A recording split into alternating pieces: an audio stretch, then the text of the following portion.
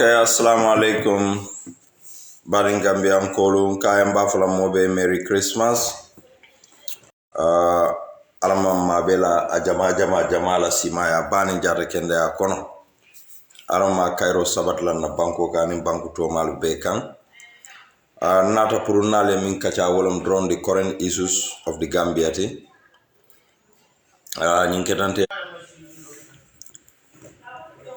Nyinketante manta bembati puru kanabi puru nale kachawo fanala otombe aldani la duala bake fal senso duala fala senso jata kende ala bake analte lube anin moto malube mbetentro mbafala United Democratic Party fanaye la leadership yako Merry Christmas anin every supporter and sympathizer mbebe konton na Christmas sola, especially na Christian families minuli alonko nibe UDP. Nimbota auto badi ngolu. Yesterday was a very great day for me. Bao mabeta kuoto mi alonko Gambia be ba lamoy kay ba jube kan mabeta je mbetentro kela bake mol mil be mabeta je mil fanali ya hame pour ka mabe mamma be no minuli yela symbol kije yela dual keje mbe mo be tentula bake mbe jaila mbenna loyalu minuli alonko representing United Democratic Party mbe tentula mbe jaila bake mbe Supreme Court George Solu anin Supreme Court doku lalu be mbe tentula mbe jaila mbe be kontonna hani yatra ko o loya dolu minuli alonko e mala fitonya e tama Gambia mbe fanal kontonna from IEC Mr. Sanyang anin Mr. Sirif Tambedu nala timo molu mbe fanal kontonna hani yatra ko e mala fi pour tonya e tama Gambia simply because of money. Badi Gambia nkolu diamu ko mimbe caring Supreme Court nte jamfala woto bake bawo mobe yalone ko kitiole be on andung ni kitiobe on manyan na diam law ko to bake baren senin lanno dinna kiti doku bunda doku la kaytandi ko mtelu kay mbelorin alakan mbelorin kila kan mbelorin tonya kan so nga believe ko itel fanal mo mollete andu nga wosute balale so oton se tentu oto bake nge jay kunum manke diamu jama kuti mo jamal le bente nyinin ka kanu iko ntelle tale kanna petition o dundi ngo UDP mallet ka petition dundi alkake lamoy mol milka negative ku mol fali mol alla ko bina ko ala demanding so aboko altelu alma UDP la loyalu lamoy alma UDP ko lu lamoy alke lamoy Sirif Tambedu lela Sirif Tambedu mu defense loyalty UDP wolle tata kitiola e jumale samba kitiola wolom Adama Barrow NPP anin IEC obviously wolbe fan defend la minna naltel ko albe wolla ko mole tala bari mol militata kitiola albuke lamoy wala andaltel ni wolle be kukile o jakalo ka waram bala baka kan jakal Sirif Tambedu be minke ka anyanta o role le play la pour ka itandiko al UDP la petition ala fay al kanata Sirif Tambedu be wala fol bari ntella loyal ya itandile ko ntella late kan na petition dundi alanga konti roki fo sibito nin dimanso woka konti official day sol kono le bang do kulungol kono ba fo sibito nin dimanso mu Gambia do kulungol te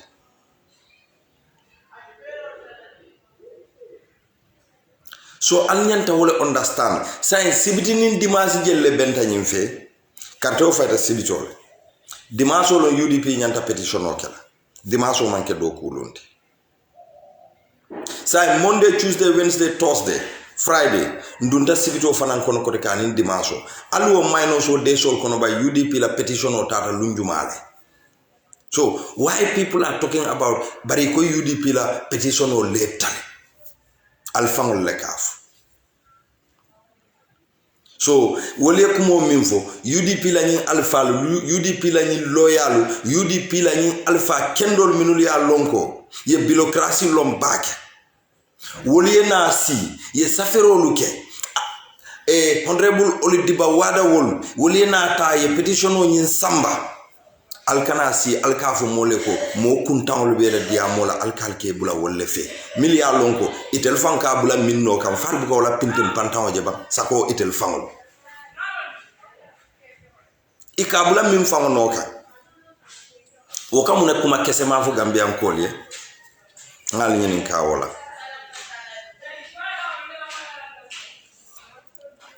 so oto mba fola leko UDP is on a very good track. Andung molu mbe kumakilin na folali. Kiti olo munyinti. Kiti o muku fulalete. Ibukafu okalbe kanyantale. Hani. Kari itele bolota. Kari itele mambolo. Alna ngalike kilenti.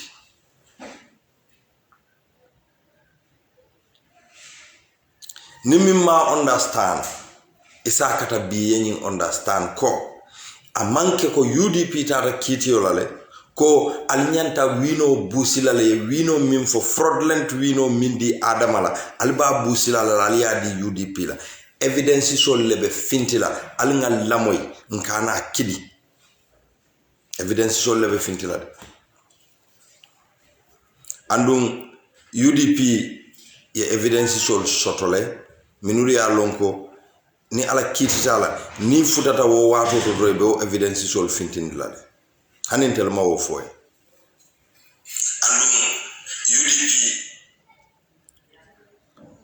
hanin telma wo foy ebo evidence sol ibe fintindilale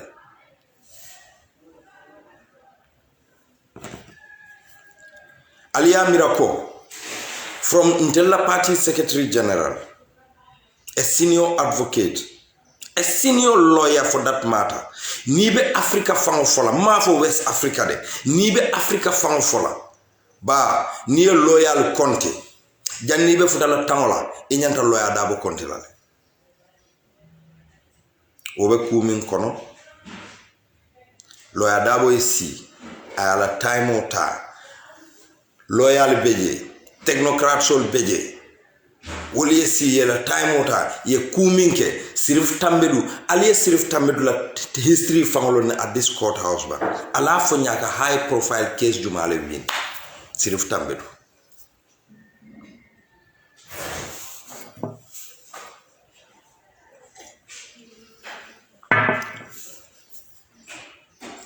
so niye koro siroke Anthony General Fanana representative mimbeje wolbe ya itandile ko kitio nyinde akumayatale bawo Gambia kuolo Gambia nkolu sulatale kalo muna mutonyati oto wotonya nyil fanal be wole fight andum joji sol minul be siring o joji lulolu be they are credible people mi yalon ko imanta mo fasala ibe tonyale fasala so alnga lamoy drom tonyala UDP mi sambaro ke kiti dula ya feel ko IEC nir irregularities ketaje ya said ibe CDR le bondila ya landi kiti dula milbe kala CDR koyolet nko kabrin 1965 for 1970 Gambia ta keta republic for the first election keta Gambia nene man carte 5 fena na manke mabulti wo mabulolo wotu monte ba lon nanu domu pinkleti domu yeloti nu but they are of the same size but this year mbenga jele moldol complainta especially Adama Barrow fam barindum akoy ka mabul dol le di itella NPP kol ateyalo nyaadi le min kata carte fay wo mo NPP kol akoy ka mabulol le di wala mimbuka kun boxo huo kono wo mabulol bota mun tol so wol be mu fennati mi ya lonko ibe kiskisi lale so alngal lamoy kiti o nyina ko to manta jam fala je ngaw falele ngal lamoy kiti o la andum secondly si fero ke bake mbe kuma folan na judiciary ma sakon na nyin supreme court judge solma alnga hakilo to bake these are credible people minuli ya lonko ebe doko alnga NPP kol bula yenen NPP call for last minute itelema IEC nanja IEC nata muneke ali alon fo IEC call le ko al ben nenna le saje safuko nyilte lalantel kan fali olon fali alon fo IEC call le ko alala mol organize yen nen isaje gambia be safuko de he IEC lafta tilinale image NPP call be nenka because ima hani ba mo kuron ka kuja male plan de moka fango sacrifice no le kuria fango kan IEC they are not credible from top to bottom up to the watchman iman credible at all because IEC fango ya lon ne ka result olu minul fo cartel fight Gambia nyami mbenga minje during the time of the campaign woni manya na kala result oti men foga mi anko la lenin kalam talako hanis sign niko oppositional be kon tel be la result al nga be ci nga be di UDP la fan malon ko NPP le molda o be keno la nyaadi le the most unpopular political party Africa be along not even Gambia Africa be le along barsa ni na party o be la karto la nyoka NPP is still force because simple majority long. The strongholds of UDP, Mobe Ajijan, NPP in UDP, Alta Bakau Risolto Jubeba, is only 163 different. 163 different. Nyenyim for Baka Unkole, Ika Kumbole. Alta Combo South, Alta Combo North, Alna Combo West Coast Regional Tuja, Alna Combo Central. Alia Jube will be a stronghold of UDP. Bari UDP nibe dandiro fam kelawdo abuka tambi hani 200 300 la barbaro kan tel dan dulalto milialon ko UDP fam la stronghold so low akanda more than 10,000 votes akanda more than 7,000 votes bar tel buka baro danno ICA fight tambi even 300 500 votes la so IEC mo lafta resultol minna wala minti resultol kabo polling station ol to nyami andu alngal lamoy UDP ye CDR sotole mune atina Mr. Sar ka bring ye 4 constituencies for it a stop ka document hol sign Aliou Mamar Ndiaye ntena respect back because I don't want to say anything about him but nga doubt Jamal de sotala non nyim blank voters card wol minul ya lon ko e fintitanu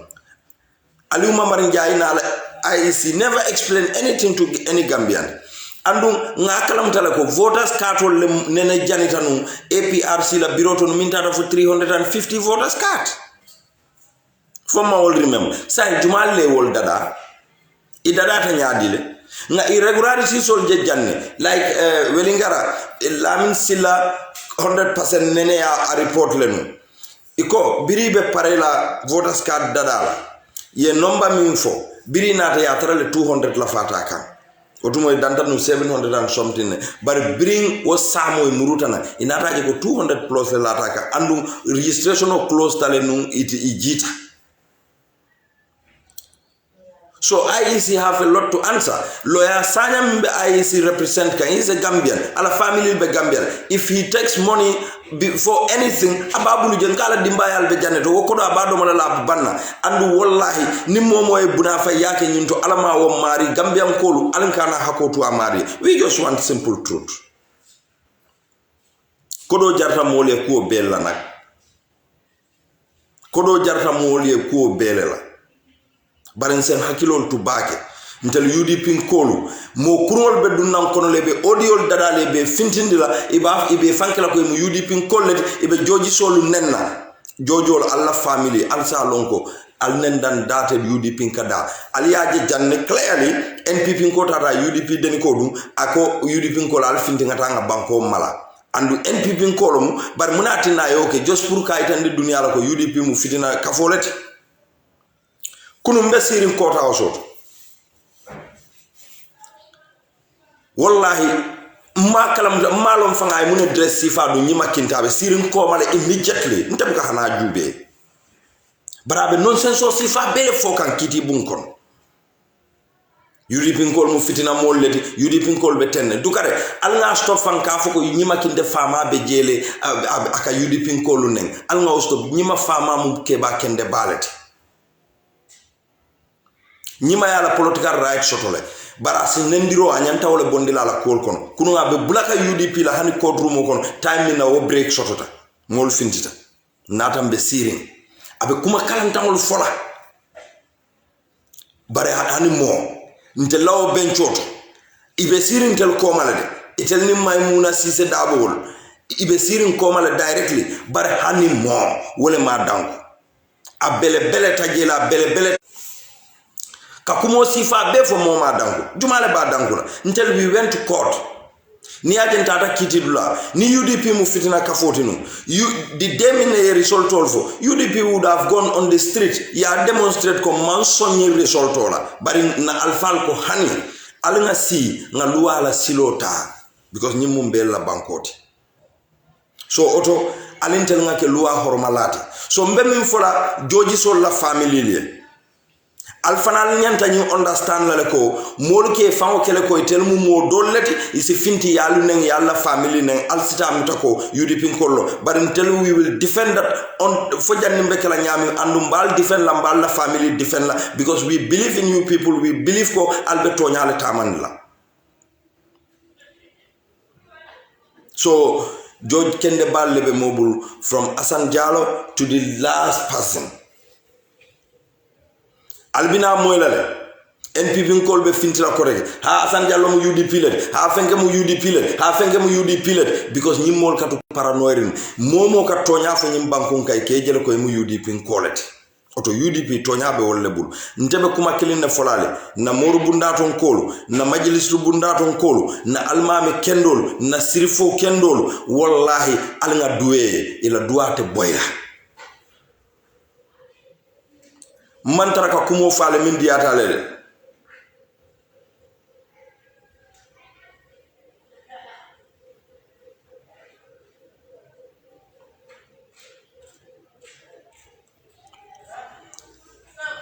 mbebim folale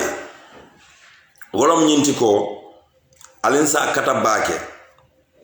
yes Artsbreak I know that the music that I play belongs to somebody. It was just a music that I play Purukamol wish Merry Christmas la. It's only that. So alnga lonko ntella patio mulua patio leti andung less nobody said something about Bankola president or any of the ministers mokana kuma for alitel tuje molunen. If Adama Barrow alafta Gambian Call United should Mansa Sumare go to iAfrica TV yalong UDP Nkolu munabirim Mansa Sumare kanata UDP le na sister Kendo Hadi Demba ay Facebook okay UDP nka jama ya Hadi Demba condemn pour ka tonya fo ka lo tonya kan kayitandiko Mansa Sumare de you are welcome but ila criminal act you have to face that UDP nkate support la wala ngamira hadiya nyinefo I could remember vividly ndefanga hadi kolle kala wo sembentu ya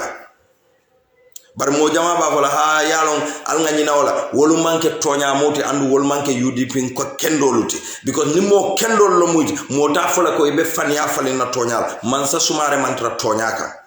bar imaje bi akata television ol akaka diamu jel somebody who is a criminal wala kakata ka diamu Gambian kole. But iAfrica TV will be wole kela mbega iAfrica lon it will the mouthpiece of Barrow wol mu Barrow la mouthpiece let iAfrica do kula le alon kamin fo foto nyante itelle alo mune condition be lari kan when they talk something about Barrow minta diala Barrow itelle wolon inteluti wo man jare intel nga o foy nte manke labor department to defend them on their job. But it tell whether they are free They are free pour ka kuma o kuma fono mi yalon ko tonyalo hani barola ku jawolto. Alnene ya jele iAfrica TV ye more invite about government budget report laba or audit report la. Inene ta kela because wo manke barola to di mat so ite wol kela. Corruption o min beka fo Gambia alnene ya moyle iAfrica TV ye more invite pour wo corruption ko wol diamu jeba. Noa Sise wala breakdown muna na iAfrica TV a platform like iAfrica TV muna nete Noa Sise invite la pour ye aina yo kumol fo iAfrica TV fana they would never do that but it's a Mansa Sumare kumandi pour mi alonko he doesn't even know what is his left and right wala ka kana policy le diamu iAfrica TV so mbe min fola mole wala mnyinti ko alintel nga focus na UDP party o ngatra alfal bunu nyami nga kare on that bilom UDP ngol determine ta kununti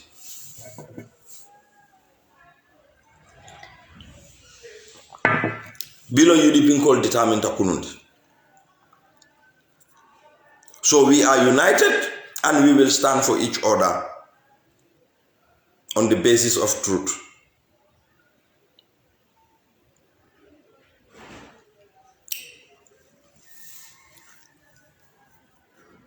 UDP mo parti sobe wolete hani mol mil mantara UDP bi ibe ya lonne ko UDP tata kiti yola minna wala mu nyinti ko ilafta tonyale sabati tonya ilafta odronne sabati they are not interested in anything but ilafta tonyal jumana malafi tonyal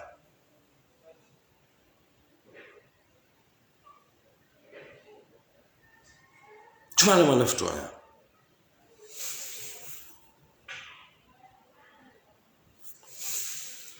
jumala mala fi tonyal mo bele la fi tonyal so UDP be lori woleka pour ka wo tonya sabatinde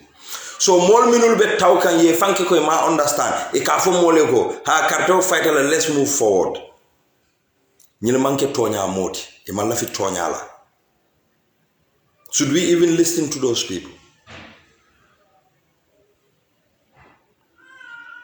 fo nyantal la moy la wala leba kunun. Yesterday was an official day, but Baro Minister Fulai Manson Natala Dokuola, and Gambians are going to pay them in other Sikitibula.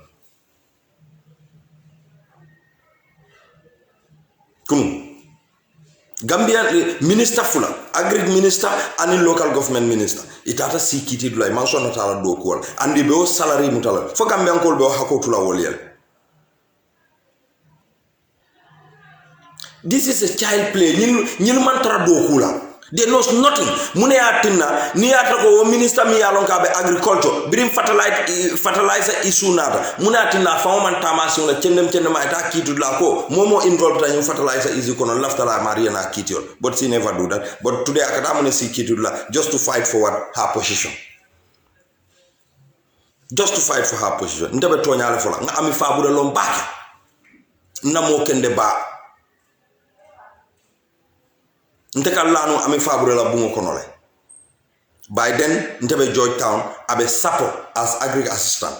Akema was my teacher. Another kena keba kende. So I can sambaya weekend on. After ame fabre ila suo kono. Wa muntela suo kono lete. Abota mo kende balbala ando ame is a very good person. Ame mo kende baleti. Abota alpha kendel bala. So, ni momo bari nana policy la, Ami is not a good minister. Ami personally, mo kendo long, but I manke minister kendo because agriculture you be about corruption o mimbe keta Ami is there.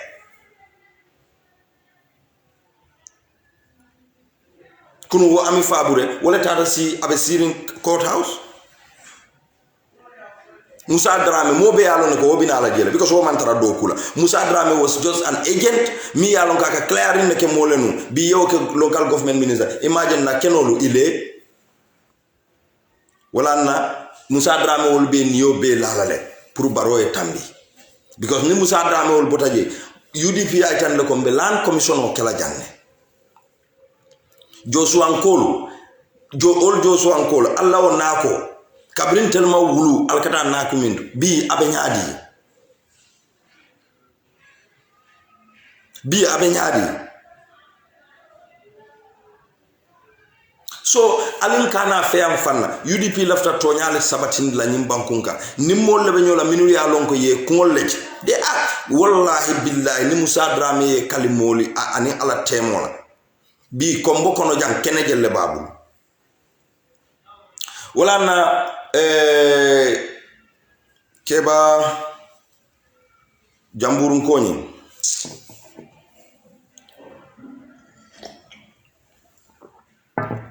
fo jingom company la funge keba jamburun koni anyanta ka hakilo tu bake itaman karan ibuka kayti shute ibuka fen shute ikoy kete ke kuol le to nyaton kayala wallahi ngoy man ya jamme nyininka ala o mo furingol milu aba fala ko nabro dallom nafonkol lom keke director de dulaldo e ba fala alhamdulillah malo nyaadi mineral nyaadi yewol beta e ko teleta mo company be bi wolule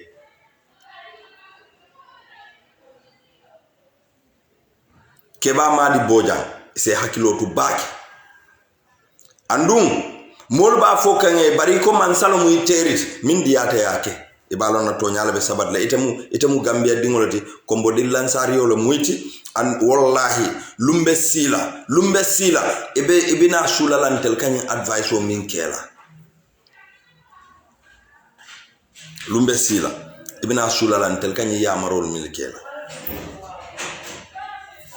bay wo batara leta sain to nya fo wato le sita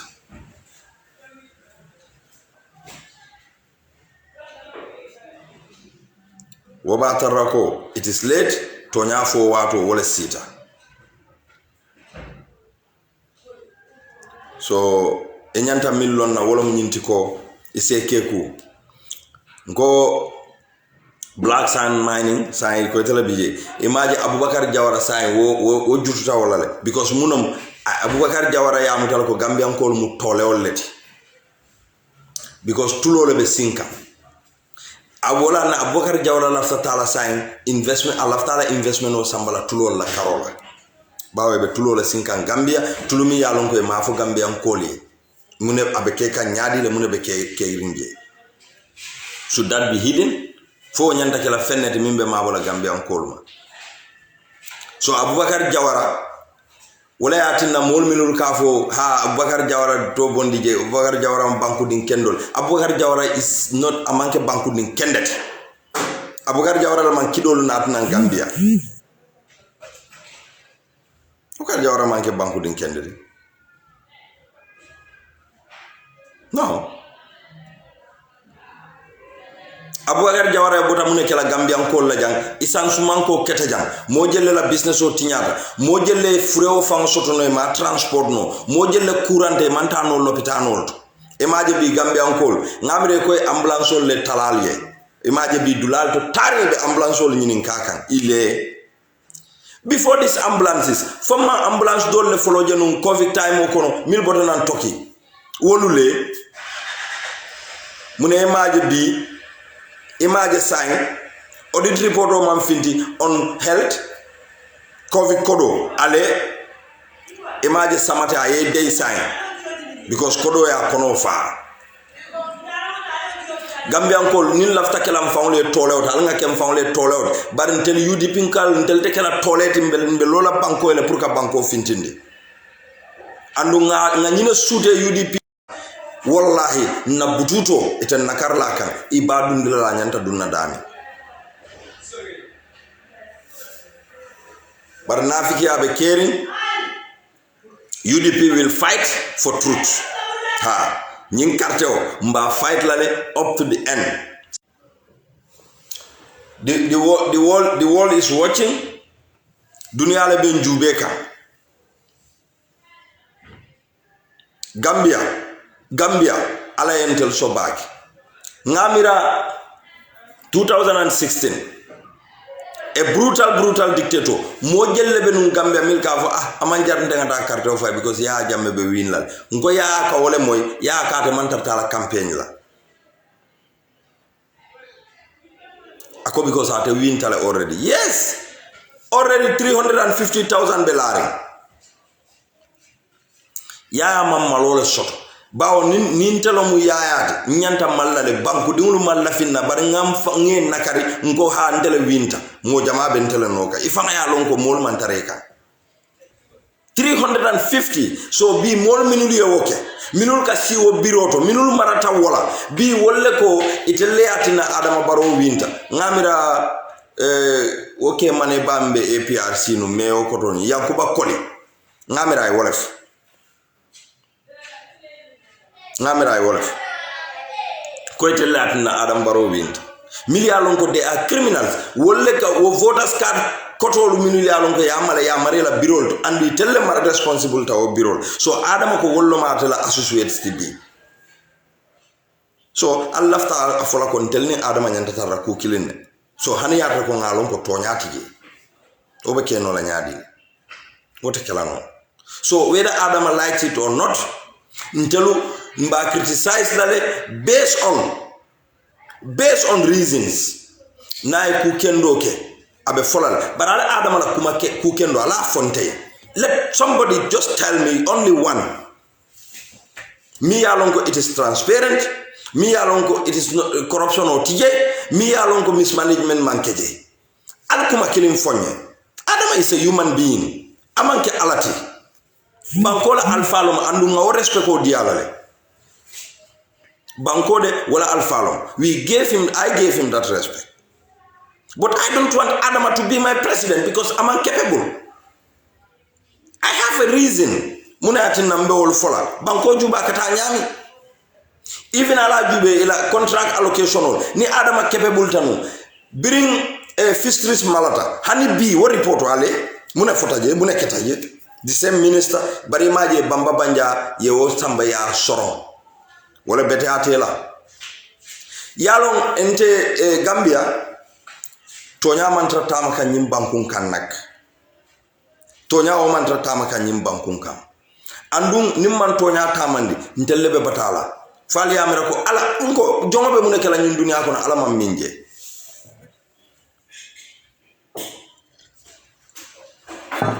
yes nte sete nene no ngam fan nene no bar ntete ala nene no la ni ano nga haftano du ngata nga jama lo molie bar ntete ala nene nola fisheries malata ila personal belonging sol Canada bar fem o man sakunda talti wo man kana hani bi fem man fo no woto the same minister is there alko government was serious ta alko government serious ta ntete hence I'm a taxpayer mayam funi tonya mam foje asimala nole bar munat na o malo nyima investigate na investigator mune atina malata ma arrest moy mam fem moy no nothing the full ministry ya mala no report no nothing alko man sakunda serious ta image Gambia bebe kumbo kambi telecommunication la because jumal le ka control wolon purati ni pura parete ye tambi Mohamed Jaya ay essential dila emblokol be dila weekendo fengol ibita dina la ebe fonkol kel wolbe Mohamed Jaya regulate no la imagine mindiate ila tarifol to mindiate ka wala ke Gambian call this is good for Gambia. A poor country like Gambia ikamoje aka credit ko $10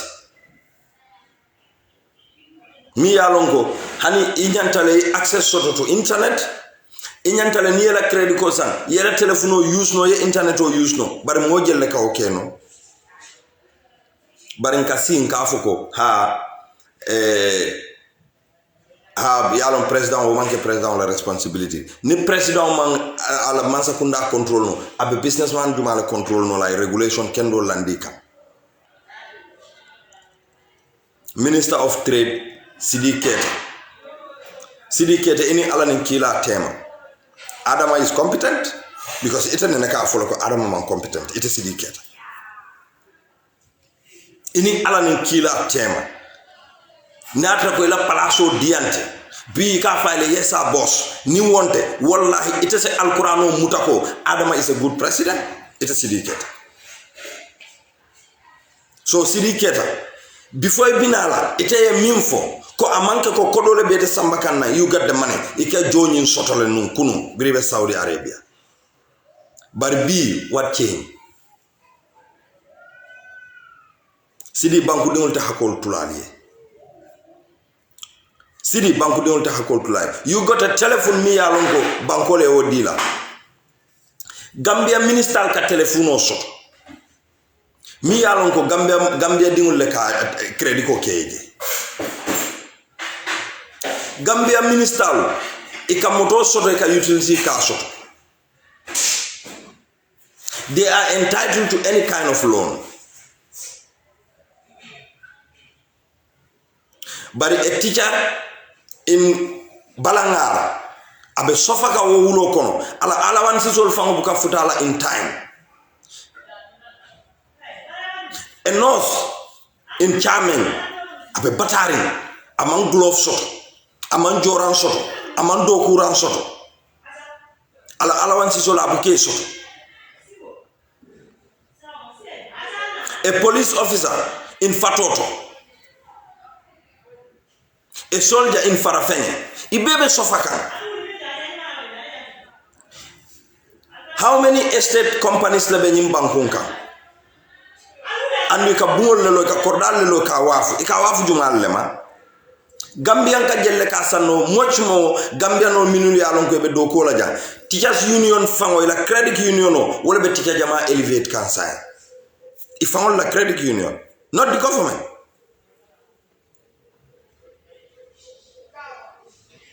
ibe mo jola no nyaadi 3,500 wala 4,000 ya espeko wonyanta bungole san tike jama bije e mantrasteri la sol kono ibe loi sol ka jojel loi la dol ka foreign currency la fond demand molbul wala yatina ni molbe lo kay ba fo kanko nim manke ku Gambia kanata ta CFA use I hope ko nte futala o state to bar ni momo e korosiroke Gambia bitaka nyamin is it that ko Senegal make salde fatel after kan recolonize leba so we don't have competent leaders these are issues minuli alon ko banku dingul la need lom nyindi itema wol fight no ima wol bondino banku dingul ka banku dingul bukela jibilol fangol jono nina wekla bilo nata Bilo Asia, you have nowhere to complain. Ekamune foego, maybe ye leakage le sodo. Without coming to check, for ete leakage le sodo. Ekatara siri la office, ekafo for leakage le sodo.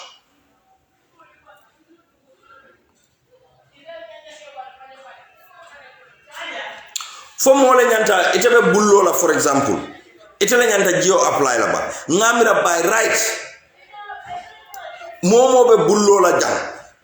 Man sakundale nyanta jio sambala ni ay ko compulsory lo mobe nyanta jio dundilal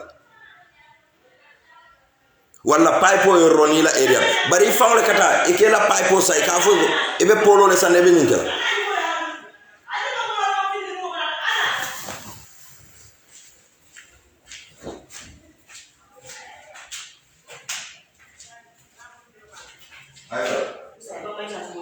so you come with me please Mama, sino kanito. Kaya ka natin sabi, mama, sino kanito mo mga gusto. Kaya mo, sino kanito. So nyilo mkuti minuli alon ka be keren. So how can I support Adam? Nte be banku dingul le support la. Nte manta president support la.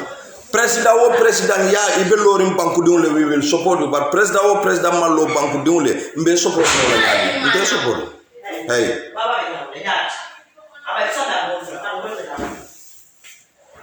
Wobe ke no la nyadi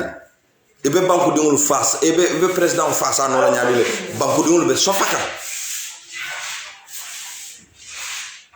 bi Gambia dingul ni tata marché to mo be ni kumbola ka bona marché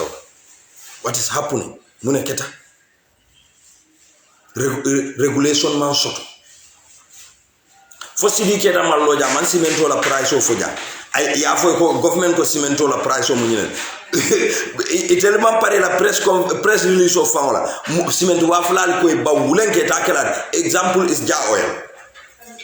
sili ke da tayda fo ja oil e nyanta kala ni wala ya samba kiti wala no bola minister ya fol be man keda Gambia dingul felendi be struggle ka because ibuka nyim bungul sanno bari ila banku dingol minul yalon ko be banda e ka kodo kiyene ko alta le bundingol so dara also good center so say wo bullo lal fangol le stop because munom high cost of cement kenyo labor solo mason wol be da kafuda because mason fanal kam mano le sam fada silafa. So when are we going to change? Wala na telecommunication pura wonte. Abetula la fala le doro mindiata Africell ni Gamcell Africell ni Qcell ni Gamcell ibe tu mindiate be wala kala Gambia encore. Lamin Tunkara Gamtel yalo ye credit quota bank doleto. Woni yeminta Gamtel manke kilenti. Lamin Tunkara nkali le kale kuwo ku ken kalon abe buluje bari yale ba jola le ni ma jo ye fen taje Gambian ko ta hakotule imo furima ibota America ma kata man kutu kata la fenka ali muna ne man credit call tanu America like that bibe min keka alkal konte yalla wala fuuta altel min be botana America alkal konte la fuuta al bet ataka lo bitiki dal ni carton sa dunia asambela moto de ya tip in North Carolina akamuneke sekum balo wonte wol dol la fuo fola falay balde mol kaw kuman layna tabiro kay jo so omo furin sifal ni adama ko wala na adama ko diaspora ko mam baraka because diaspora ko mil bate balaw wala mam baraka so atiyami ko diaspora bebe wala nyama adama mam boyde adama mil ba bala ay categorize wala la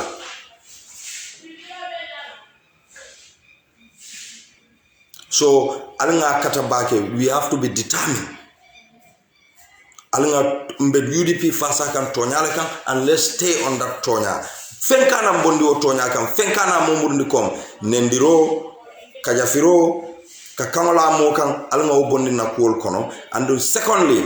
nimman na judiciary support alinka ne doya ni nani Supreme Court na diata ale dunia fangole bine tombonna ibe kala dunia la Supreme Court because ibe tonya sabatindi la tonya mi yalon ka be lola they are credible people. Very credible people. Asan Jallo, nkali le ko. Asan Jallo Fama, Muslim gathering, Nabota Makala, Abota Tubala. Alab gathering is one of the biggest minka kenum bansambira Fama Babalure. Dunia bele kana o gathering. Biwo Fama te Balure. O Asan Jallo mimu is part of the Supreme Court judges and atelomu ntella and fonkote.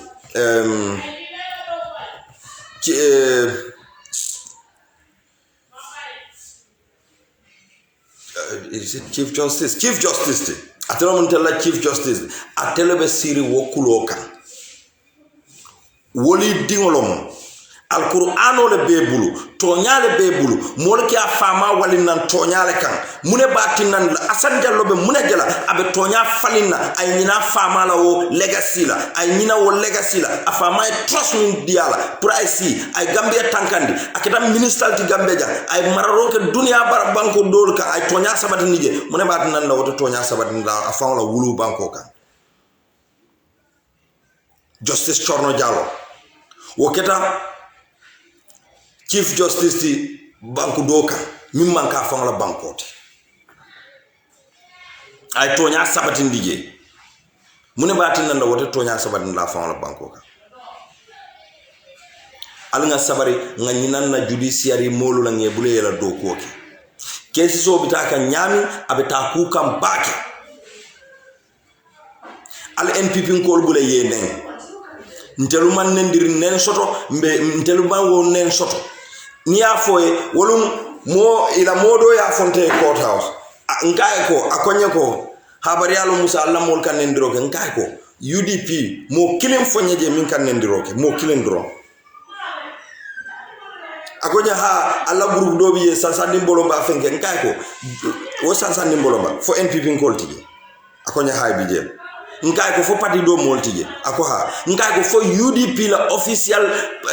platform lon sansa dimbolo ba akonya ko nkay why do you associate that to UDP ka fo ko la nkay ko ngata jama oto nyanda fulala ko Gambia be mu UDP le hani jama oto ni ko moliye bulo wulindi UDP ko lebe siala hani chojol kono UDP ko lebe siala ni ko bulo wulindo eke so say muna ya tinna iko albe nendir la associate la andu nendir la man tambi fabu sane la nimbe fango be lorin ni la min jamba nga fa nga ko fabu nyinin ka jumal kan nendiroke fabu fango be lorin akonye ko ha to nyalo mo ngai ko hani yalo alunga tonya na karo bula jumale nendiro ke jang ba nendiro ke jang min tambira fabula jumale kan nendiro ke min tambira adama barola akamol min bonina america ke samane kan nendiro ke people like baba jawol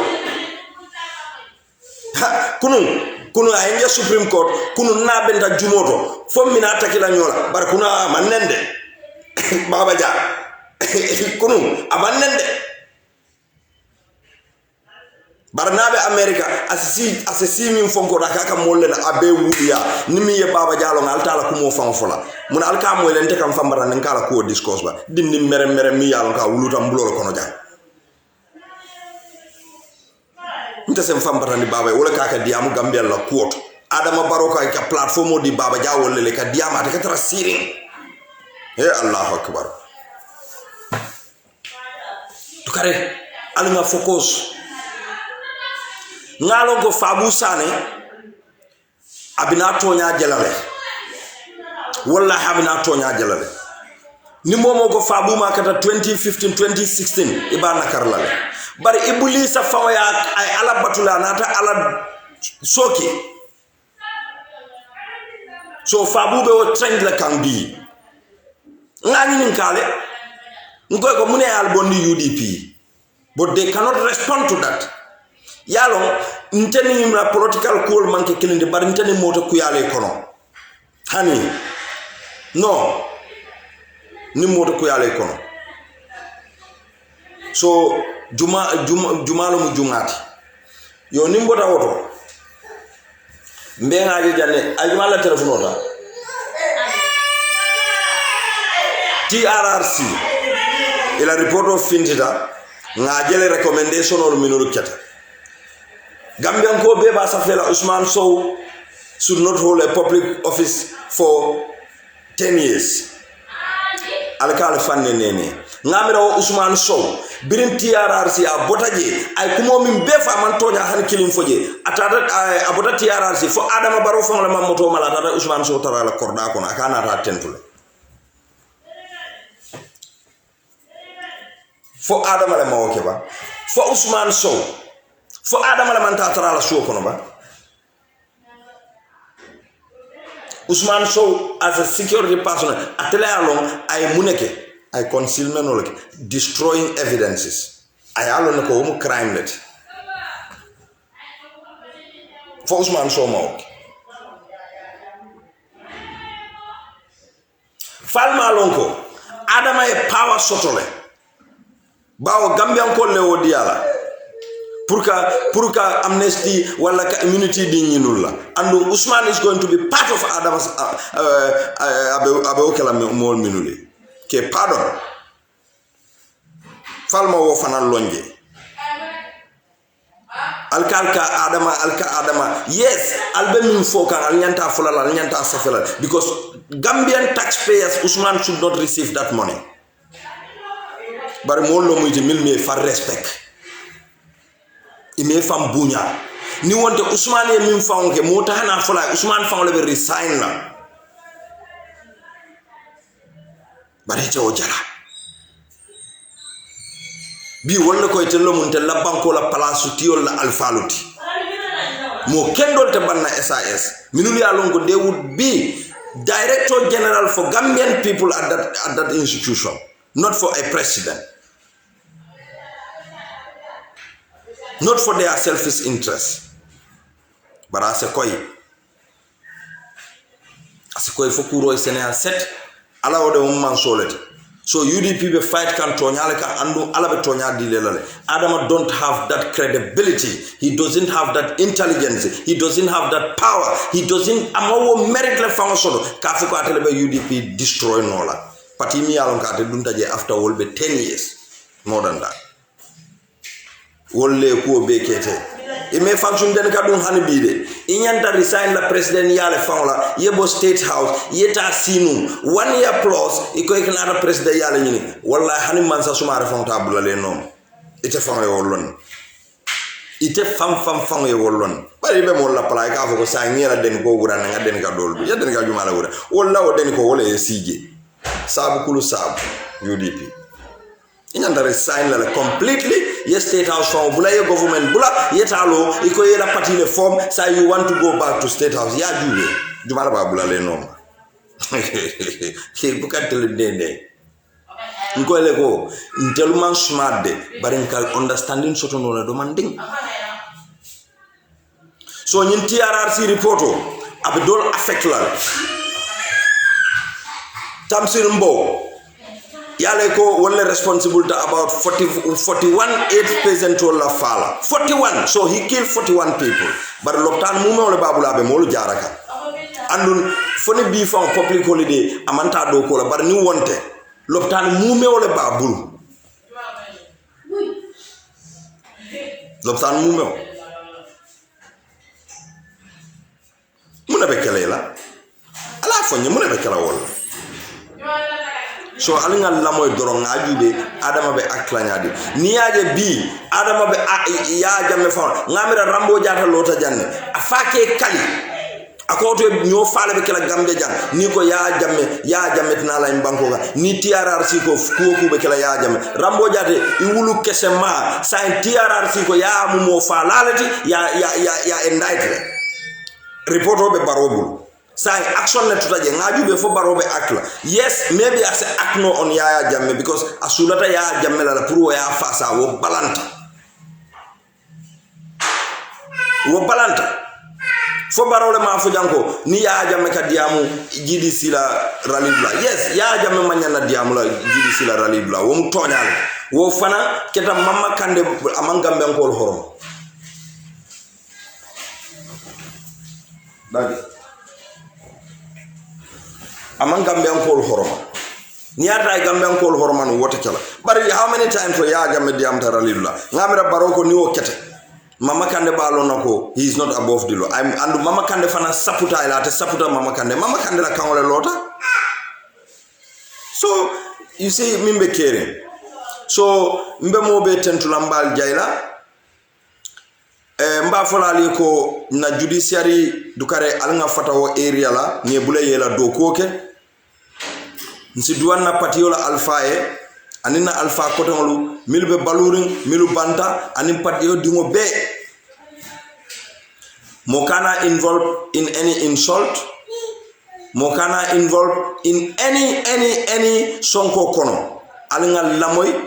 ngana judiciary but we have competent lawyers nse lawyer Bori Toure nsa tentu bake nga jay LS Camara Dabo lawyer beje musukelu minul bebe UDP represent kan nse tentu bake nga jay they are doing good job kotake na Supreme Court judges all we have to thank them alinge thank this time yalon ko machinery judges ya ka wolle samana these are Gambians